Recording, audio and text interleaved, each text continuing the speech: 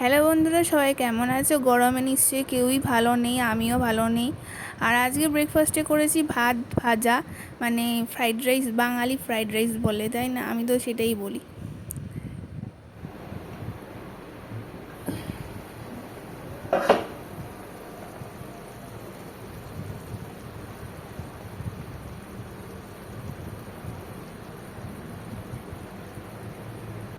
আর দুপুরে লাঞ্চের জন্য আজকে হয়েছে চিকেন, পাতলা ঝোল। গরমে পাতলা ঝোলই ভালো।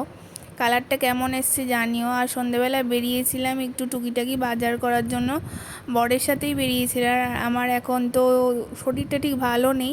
কেন ভালো নেই আগের ভিডিওতে তোমাদেরকে বলেছিলাম, পুরোটা বলিনি, বুঝে নিতে বলেছিলাম।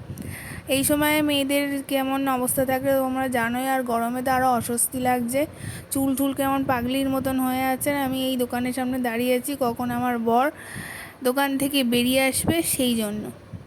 আর এই যে আসছে গুড নাইটের কয়েল রিফিল নিয়ে। আর চলো দেখাই কী কী কিনলাম। দুটো ব্রেড কিনেছি। আর গরমে তো কিছু খেতেও ইচ্ছে, প্রচণ্ড কষ্ট, সবারই কষ্ট জানি। আর আমাদের মতন মহিলাদের এই সময় তো আরও বেশি কষ্ট। আর কি করা যাবে।